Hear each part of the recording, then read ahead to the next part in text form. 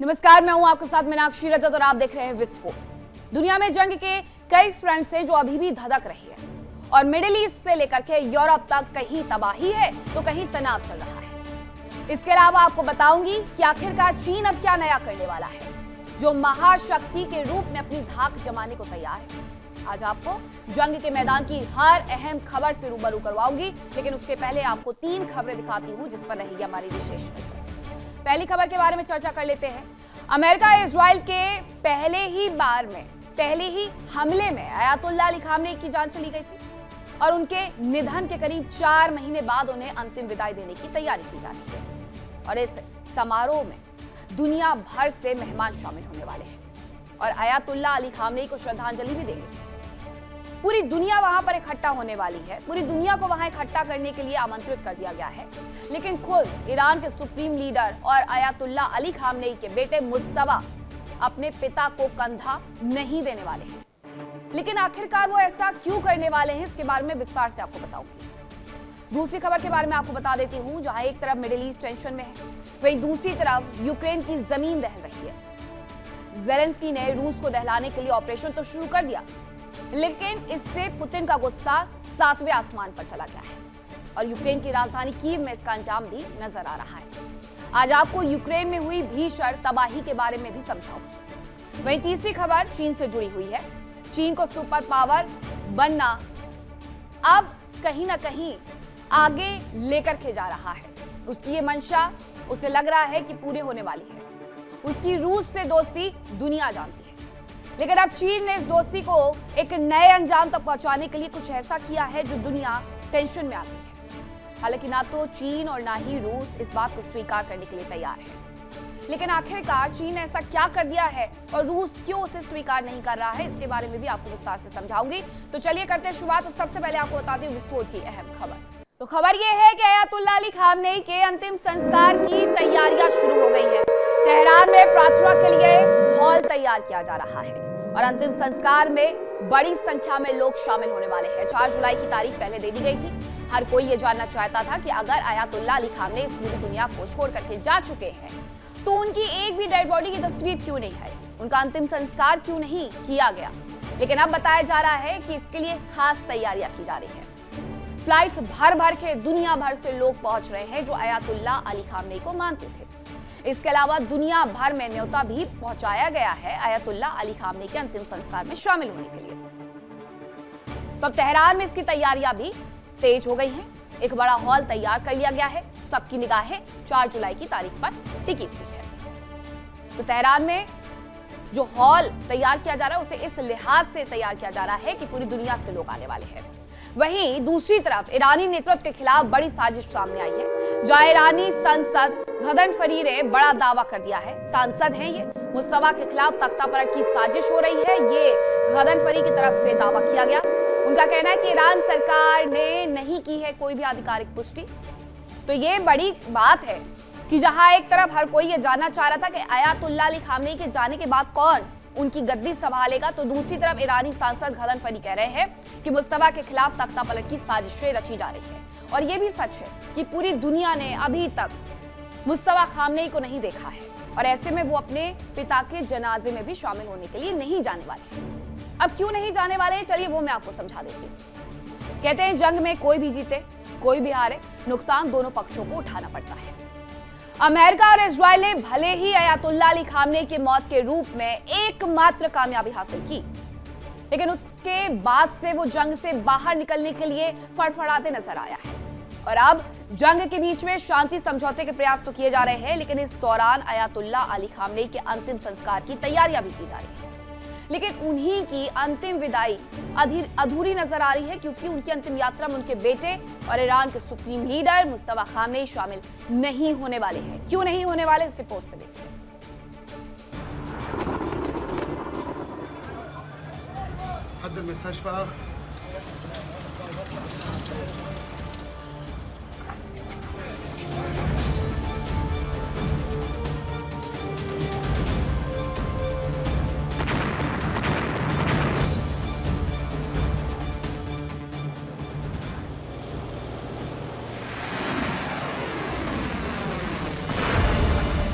Iran में गम का माहौल है।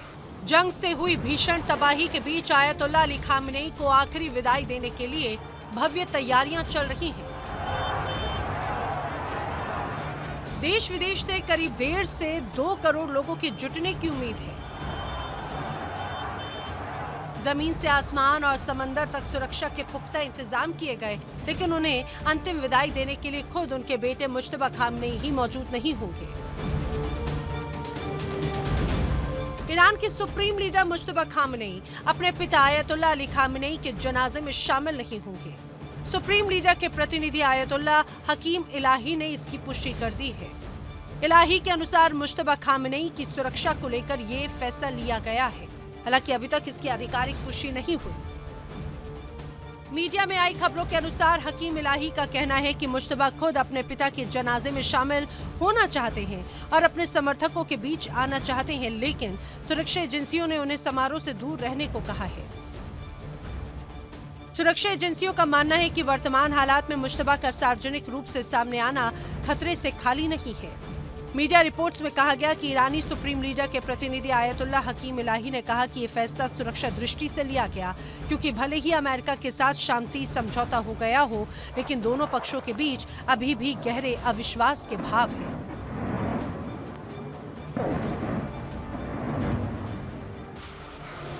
ईरान का इजरायल के साथ भी तनाव बना हुआ है। इलाही ने बताया कि ईरान और इजरायल की दुश्मनी जग जाहिर है और खुफिया इनपुट्स हैं कि इस बड़े जमावड़े का फायदा उठाकर दुश्मन देश ईरान के शीर्ष नेतृत्व को निशाना बना सकता है।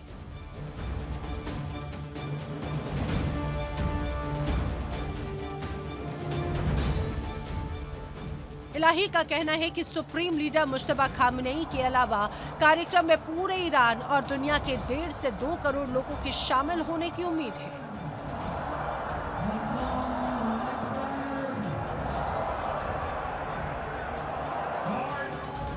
ईरान के विदेश मंत्रालय के प्रवक्ता इस्माइल बाघेई ने अमेरिका पर तीखा हमला बोला। उन्होंने कहा कि अमेरिका ने पश्चिमी एशिया में शांति और सुरक्षा को हमेशा कमतर आंका।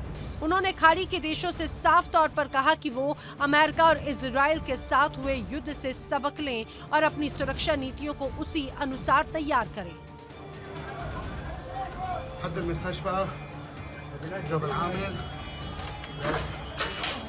ईरानी सेना के प्रवक्ता ब्रिगेडियर जनरल मोहम्मद अकरमेनिया ने कड़े सुरक्षा उपायों का ऐलान किया है। अकरमेनिया के अनुसार देश की सीमाओं पर सेना की अतिरिक्त टुकड़ियां तैनात की गई हैं। इसके अलावा एयर डिफेंस फोर्स देश के हवाई क्षेत्र पर लगातार नजर रख रही है और सभी विदेशी उड़ानों पर विशेष नियंत्रण रखा जाएगा। सेना अंतिम संस्कार को भव्य और सम्मानजनक तरीके से संपन्न कराने के लिए अपने सभी संसाधनों को जुटा रही है। 28 फरवरी को अमेरिका और इजरायल के हमले में आयतुल्लाह अली खामेनेई समेत कई टॉप नेता और कमांडर्स मारे गए थे। उस हमले में मुज्तबा खामेनेई भी घायल हो गए। हालांकि उन्हें ही देश का सुप्रीम लीडर बनाया गया और तब से वो अब तक सार्वजनिक रूप से नजर नहीं आए। ना ही उनका कोई ऑडियो या वीडियो सामने आया, जिसके कारण कई सुरक्षा एजेंसियों ने उनके सुरक्षित होने पर भी सवाल उठाए थे। अली खामेनेई के अंतिम संस्कार से जुड़े कार्यक्रम 4 जुलाई को शुरू होंगे, जो 5 दिनों तक चलेंगे। 4 और 5 जुलाई को राजधानी तेहरान के इमामी खुमैनी मौसाला प्रार्थना हॉल में श्रद्धांजलि कार्यक्रम आयोजित किया जाएगा। इसके बाद 6 और 7 जुलाई को तेहरान और धार्मिक शहर कोम में अंतिम यात्रा निकाली जाएगी और 9 जुलाई को अंतिम कार्यक्रम ईरान के पवित्र शहर मशहद में होगा, जहां उन्हें शिया मुसलमानों के 8वें इमाम रजा के पवित्र दरगाह परिसर में सुपुर्द खाक किया जाएगा। अंतिम संस्कार से जुड़े कार्यक्रमों में देश विदेश की कई हस्तियां शिरकत करेंगी। इसी को देखते हुए सुरक्षा के पुख्ता इंतजाम किए गए हैं।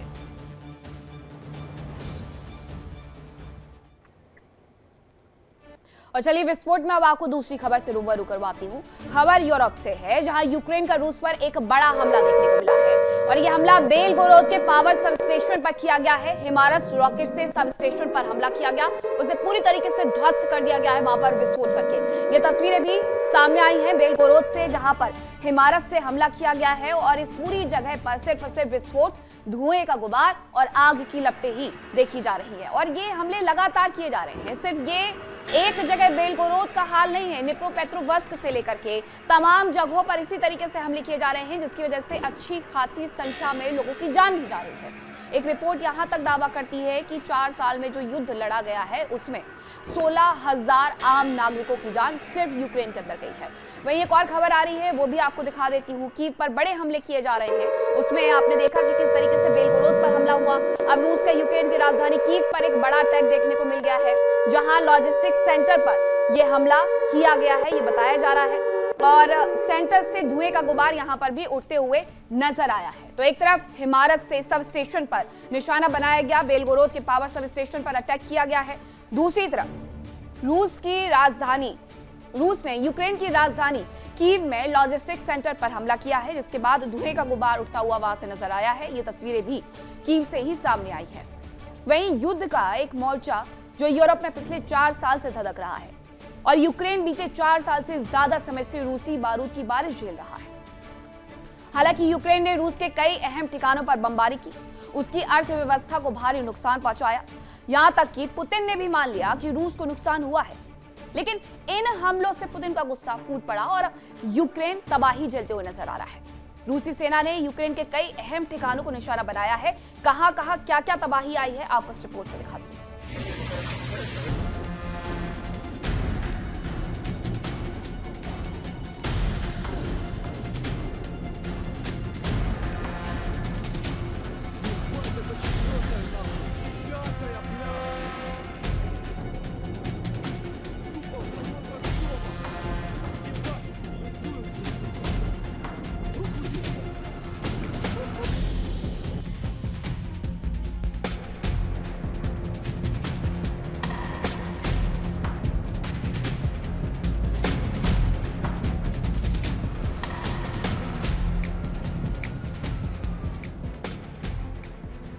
रूस और यूक्रेन युद्ध को 4 साल से ज्यादा समय हो चुका है, लेकिन अभी तक ना तो कोई पक्ष पूरी तरह जीत हासिल कर सका और ना ही दोनों पक्षों ने बातचीत की प्रक्रिया को आगे बढ़ाने में दिलचस्पी दिखाई।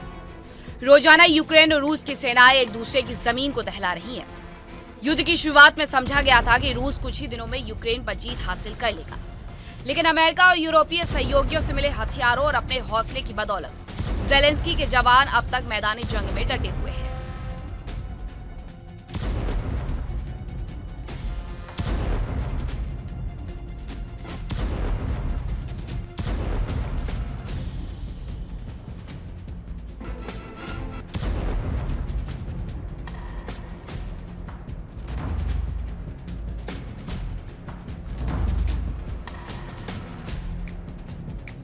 यूक्रेन ने रूस के खिलाफ 40 दिन के स्पेशल ऑपरेशन की शुरुआत की, जिसमें रूस की आर्थिक रीढ़ यानी तेल और गैस के कारोबार को भारी नुकसान पहुंचाया गया, जिसके जवाब में अब रूस ने यूक्रेन में जबरदस्त तबाही मचाई। पुतिन के जवानों के जबरदस्त अटैक की वजह से यूक्रेन की राजधानी कीव समेत कई इलाकों में तबाही हुई।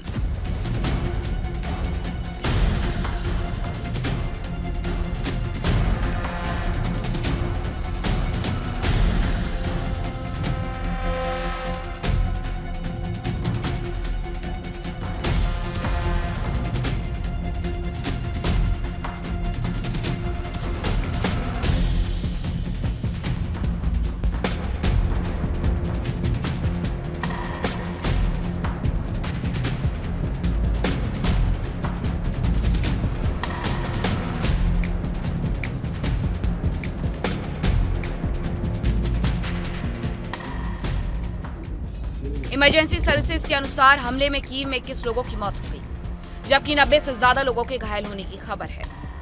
ज़ेलेंस्की सरकार के मंत्री के अनुसार राजधानी के लिए बीती रात बेहद खौफनाक रही।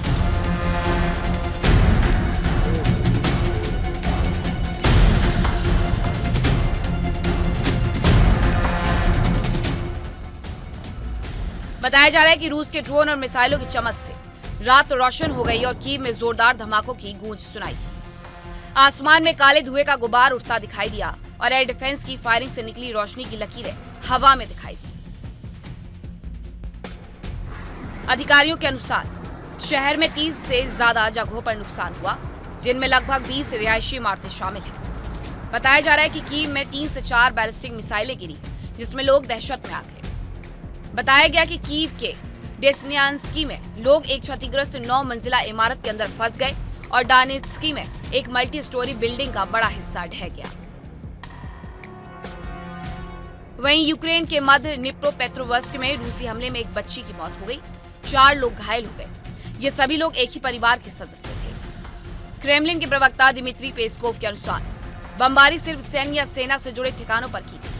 दरअसल यूक्रेन पर रूस के हवाई हमलों में बार बार आम नागरिकों के इलाकों को निशाना बनाने के आरोप लगते रहे हैं। संयुक्त राष्ट्र के अनुसार जंग में 16,000 से ज्यादा यूक्रेनी नागरिक मारे गए। रूसी रक्षा मंत्रालय के अनुसार हमले में कीव और उसके आसपास हथियारों की फैक्ट्रियों और ऊर्जा सुविधाओं और यूक्रेन के दूसरे हिस्सों में सैन्य हवाई क्षेत्र के बुनियादी ढांचे को निशाना बनाया गया। इसके लिए लंबी दूरी के हथियारों और ड्रोन का इस्तेमाल किया गया। यूक्रेनी एयरफोर्स के अनुसार हमले में रूस ने कुल 74 मिसाइलें और 496 ड्रोन दागे। रूस के हमलों से कीव में लोग दहशत में आ गए। आनन फानन में सरकार की ओर से अलर्ट जारी किया गया और लोगों ने मेट्रो के अंडरग्राउंड सबवे स्टेशन में शरण ली। दावा किया जा रहा है कि 50,000 से ज्यादा लोगों ने सबवे स्टेशन में शरण ली। साफ है कि यूक्रेन ने रूस को बातचीत के टेबल पर आने के लिए मजबूर करने के लिए ऑपरेशन शुरू किया, लेकिन ये ऑपरेशन अब बैकफायर करता नजर आ रहा है। पुतिन का गुस्सा अब यूक्रेन को जला डालने की ओर बढ़ रहा है। Bureau report, India daily. और चलिए अब आपको बताती हूं चीन के बारे में। बात करते हैं दुनिया की महाशक्ति बनने को तैयार चीन की। चीन अमेरिका और रूस के बाद तीसरा सुपर पावर बनने के लिए तैयार नजर आ रहा है और अपनी सेनाओं को नए हथियार भी मुहैया करवा रहा है, ट्रेनिंग भी दे रहा है और पड़ोसी मुल्कों पर धौंस जमा रहा है। चीन जंग के और भी खतरनाक फेज में प्रवेश करने की तैयारी कर रहा है। यह भी बताया जा रहा है कि चीन शांति दूत का सिर्फ दिखावा करता है। परमाणु और केमिकल वॉरफेयर की तैयारी उसकी तरफ से अब की जा रही है। बीजिंग के सीक्रेट मिलिट्री बेस पर सैनिकों को रेडियोलॉजिकल, बायोलॉजिकल और केमिकल प्रोटेक्शन की ट्रेनिंग दी गई है और पश्चिमी मीडिया की रिपोर्ट में यह दावा किया गया कि चीन अपने गुप्त ठिकानों पर रूसी सैनिकों को बुलाकर अपने जवानों को खतरनाक मिलिट्री ट्रेनिंग दे रहा है, जहां उन्हें रेडिएशन, घातक केमिकल हमलों से निपटने के साथ साथ उनके इस्तेमाल के तरीके भी सिखाए जा रहे हैं। यह भी बताया गया कि सीक्रेट रूसी दस्तावेज से पता चला कि रूस के रक्षा मंत्री आंद्रेई बेलोसोव ने अगस्त 2025 में खुद एक इंटरनल ऑर्डर जारी किया था। अब चीन का रूस से कनेक्शन सामने आया है, दोनों की दोस्ती जग जाहिर है। लेकिन इस सीक्रेट डॉक्यूमेंट में लिखा क्या था वो जानिए। इसमें लिखा था कि रूसी सेना का एक स्पेशल डेलीगेशन चीन की PLA ठिकानों पर खास ट्रेनिंग के लिए जाएगा।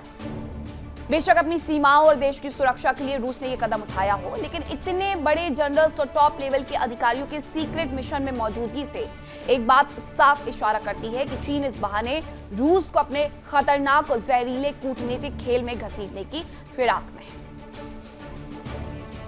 दस्तावेज ये भी बताते हैं कि रूसी सेना के जवान एक चीनी ट्रेनर के सामने बैठकर के लेक्चर सुनते थे।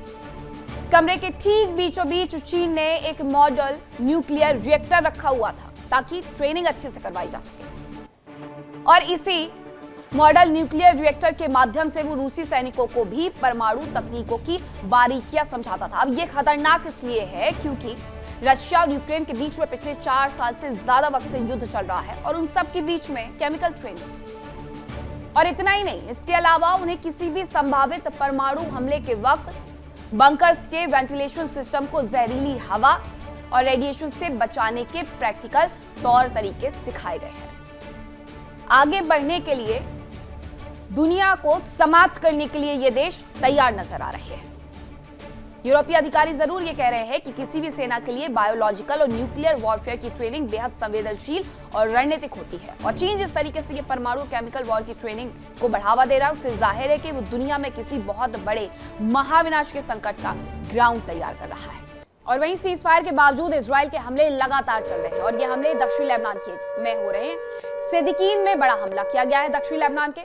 इजरायली सेना ने यहां पर एयर स्ट्राइक की है। इलाके में विस्फोट की कई आवाजें सुनाई दी गई है। हालांकि दोनों के बीच में शांति समझौता हो चुका है, लेकिन इस सीज फायर का उल्लंघन भी बराबर से किया जा रहा है। हिजबुल्लाह का कहना था कि अगर उन्हें इजराइल पर हमला करने से रोका गया तो गृह युद्ध जैसे हालात हो जाएंगे। इजराइल पर लगातार हिजबुल्लाह की तरफ से जब हमले होते हैं तो इजराइल पलटवार करते हुए दक्षिणी लेबनान के अलग अलग हिस्सों को निशाना बनाता है और इस बार दक्षिणी लेबनान के सिद्दीकीन में बड़ा हमला किया गया है।